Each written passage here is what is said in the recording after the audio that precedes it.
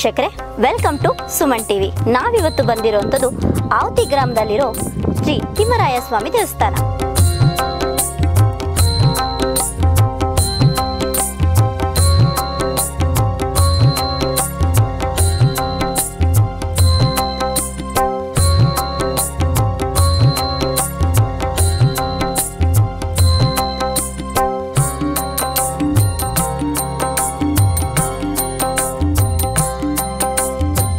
ವೀಕ್ಷಕರೇ, ಇಲ್ಲಿನ ಇನ್ನೊಂದು ವಿಶಿಷ್ಟತೆ ಏನೆಂದ್ರೆ, ಯಾರು ಪ್ರಕೃತಿನ ಆರಾಧಿಸ್ತಾರೆ ಅವರು ಈ ಜಾಗಕ್ಕೆ ಖಂಡಿತ ಒಮ್ಮೆ ಆದ್ರೂ ಭೇಟಿ ಕೊಡಬೇಕು.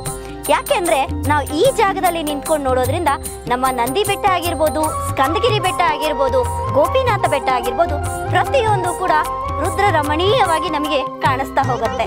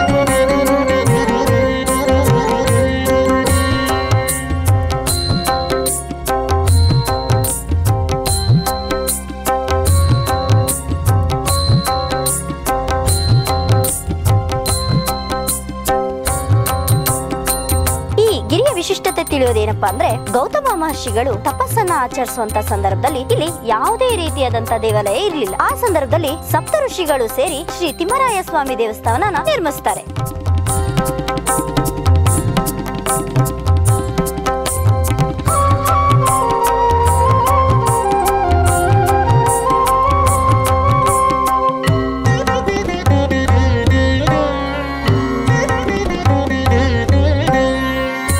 ವೀಕ್ಷಕರೇ ನೋಡಿ, ನೀವೀಗ ನೋಡ್ತಾ ಇದ್ದೀರಲ್ಲ, ಇದು ಶಂಖಚಕ್ರ ತೀರ್ಥ. ಈ ತೀರ್ಥದಲ್ಲೇ ನಮ್ಮ ಗೌತಮ ಮಹರ್ಷಿಗಳು ಎಲ್ಲ ಕೂಡ ಸ್ನಾನ ನಿತ್ಯ ಕರ್ಮಗಳನ್ನ ಇದರಲ್ಲೇ ಮುಗಿಸಿ ದೇವಾಲಯಕ್ಕೆ ಭೇಟಿ ನೀಡ್ತಾ ಇದ್ರು.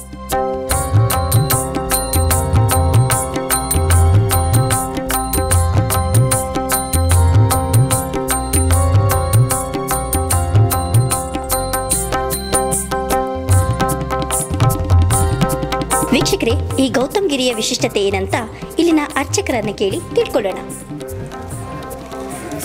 ನಮಸ್ತೆ. ನಮಸ್ತೆ ಸರ್, ಇಲ್ಲಿನ ವಿಶಿಷ್ಟತೆ ಏನಂತ ನಮ್ಮ ವೀಕ್ಷಕರಿಗೆ ತಿಳಿಸ್ಕೊಡ್ತೀರಾ? ಇದು ಗೌತಮಗಿರಿ ಕ್ಷೇತ್ರ ಅಂತ ಹೆಸರು. ಸಪ್ತ ಋಷಿಗಳಲ್ಲಿ ಗೌತಮ ಮಹರ್ಷಿಗಳು ಪ್ರತಿಷ್ಠಾಪನೆ ಮಾಡಿರೋದು. 800 ವರ್ಷಗಳಿಂದ ಪ್ರತಿಷ್ಠಾಪನೆ ಸಾಲಿಗ್ರಾಮ ಶಿಲೆ.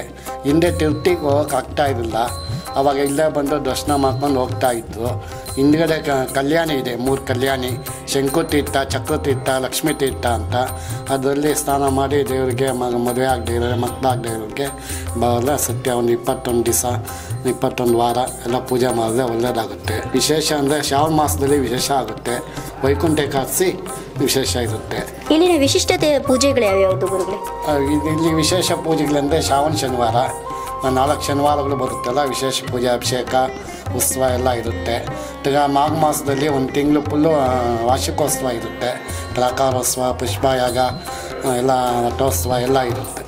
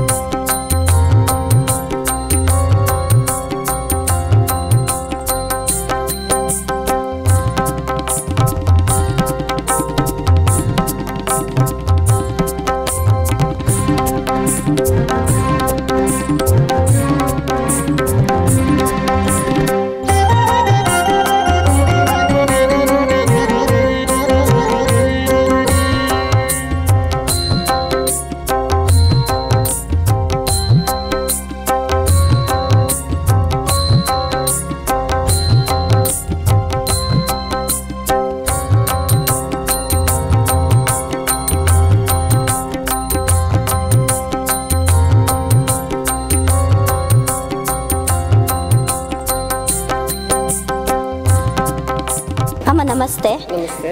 ತಾವೆಲ್ಲಿಂದ ಬಂದಿರೋದು? ತಾವು ನಮ್ಮದು ಸ್ವಂತ ಊರು ಕೋಲಾರದವರು. ನಾವು ಇಲ್ಲಿ ಯಲಹಂಕದಲ್ಲಿ ಇದಾಗಿದ್ದೀವಿ. ನಮ್ಮ ಮನೆ ದೇವರು ತಿಮ್ಮರಾಯ ಸ್ವಾಮಿ. ಎಷ್ಟು ವರ್ಷಗಳಿಂದ ನೀವು ಈ ದೇವಸ್ಥಾನಕ್ಕೆ ಬರ್ತಾ ಇದ್ದೀರಿ? 35 ವರ್ಷಗಳಿಂದ ಸತತವಾಗಿ ಬರ್ತಾನೆ ಇರ್ತೀವಿ. ಪ್ರತಿ ಶ್ರಾವಣ ವಾರದಲ್ಲಿ ವಿಶೇಷವಾಗಿ ಬಂದು ದೇವರಿಗೆ ನಮ್ಮ ದಾರಿಕೆಗಳೇನಾದರೂ ಇದ್ದರೆ ಸಲ್ಲಿಸಿಬಿಟ್ಟು ದೇವ್ರ ದರ್ಶನ ಮಾಡಿಕೊಂಡು ಹೋಗ್ತೀವಿ. ಏನಾದರೂ ಫಸ್ಟ್ ಮೂಲವಾದ ಕೆಲಸಗಳೇನಾದರೂ ಮುಖ್ಯವಾದ ಮಾಡಬೇಕಂದ್ರೆ ಮನೆ ದೇವರಿಗೆ ಫಸ್ಟ್ ದರ್ಶನ ಮಾಡಿಕೊಂಡು ನಂತರ ಬೇರೆ ದೇವರಿಗೆ ದರ್ಶನ ಮಾಡಿಕೊಂಡು ಈ ಕೆಲಸಕ್ಕೆ. ಈ ದೇವಸ್ಥಾನದ ಬಗ್ಗೆ ನಿಮ್ಗೇನಾದರೂ ಗೊತ್ತಿದೆಯಾ? ಹೆಚ್ಚಿನ ಮಾಹಿತಿ ನಿಮ್ಗೇನಾದರೂ ಗೊತ್ತಿದೆಯಾ? ತುಂಬ ಪುರಾತನವಾದ ದೇವಾಲಯ ಅಂತ ಗೊತ್ತಾಗಿದೆ.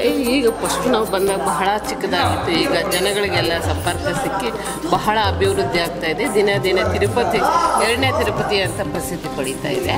ಅದು ಹತ್ತಿರ ಅಂತಾರಾಷ್ಟ್ರೀಯ ವಿಮಾನ ನಿಲ್ದಾಣದ ಹತ್ತಿರದ ಇರೋದ್ರಿಂದ ಹೆಚ್ಚು ಜನರನ್ನ ಆಕರ್ಷಣೆ ಮಾಡ್ತಾ ಇದೆ. ಧನ್ಯವಾದಗಳಮ್ಮ. ಸರ್ ನಮಸ್ತೆ. ತಾವೆಲ್ಲಿಂದ ಬರ್ತಾ ಇದ್ದೀರಿ? ಮೇಡಮ್ ನಮಸ್ಕಾರ. ನಾನು ಶ್ರೀಕಾಂತ್ ಅಂತ, ನಾವು ತುಮಕೂರಿಂದ ಬರ್ತಾ ಇದ್ದೀವಿ. ಎಷ್ಟು ವರ್ಷದಿಂದ ಈ ದೇವಸ್ಥಾನಕ್ಕೆ ಬರ್ತಾ ಇದ್ದೀರಾ ಸರ್ ತಾವು? ಮೇಡಮ್ ಇದು ನಮ್ಮ ತಾತ ಮುತ್ತಾದ ಕಾಲದಿಂದನೂ ಇದು ನಮ್ಮ ಮನೆ ದೇವರಿದು. ಹಾಗಾಗಿ ನಾವು ಚಿಕ್ಕ ವಯಸ್ಸಿಂದನೂ ನಮ್ಮ ದೊಡ್ಡಪ್ಪ ಆಗಲಿ, ನಮ್ಮ ದೊಡ್ಡಪ್ಪ ಆಗಲಿ, ನಮ್ಮ ತಾಯಿ ಆಗಲಿ, ನಮ್ಮ ತಂದೆ ಆಗಲಿ ಅವಾಗಿಂದನೂ ನಮಗೆ ಇದು ನಡ್ಸ್ಕೊಬೇಕು ಅಂತ ಹೇಳಿದ್ದಾರೆ. ನಮ್ಮ ಮನೆ ದೇವರಾಗಿರೋದ್ರಿಂದ ನಾವು ಬರ್ತಾ ಇರ್ತೀವಿ. ಇಲ್ಲಿನ ವಿಶಿಷ್ಟತೆ ಏನಾದರೂ ನಿಮಗೆ ಗೊತ್ತಿದೆಯಾ ಸರ್? ವಿಶಿಷ್ಟತೆ ಅಂದರೆ ಸ್ವಾಮಿಗಳು ಹೇಳ್ದಂಗೆ ಇಲ್ಲಿ 3 ಚಕ್ರತೀರ್ಥಗಳಿದ್ದಾವೆ, ಶಂಕುತೀರ್ಥ, ಚಕ್ರತೀರ್ಥ ಅಂತ. ಹಾಗಾಗಿ ಇಲ್ಲಿ ಸ್ನಾನ ಮಾಡಿದ್ರೆ ತಿರ್ಗಾ ನಾವು ಮುಡಿ ಕೊಡ್ತೀವಿ. ನಮ್ಮ ಪದ್ಧತಿ ಪ್ರಕಾರ ನಮ್ಮ ಮನೇಲಿ ಯಾವುದೇ ಮೊದಲನೇ ಮಗು ಆಗಲಿ ಅವರಿಗೆ ತಿಮ್ಮರಾಯ ಸ್ವಾಮಿ ಅಂತ ನಾಮಕರಣ ಮಾಡ್ತೀವಿ.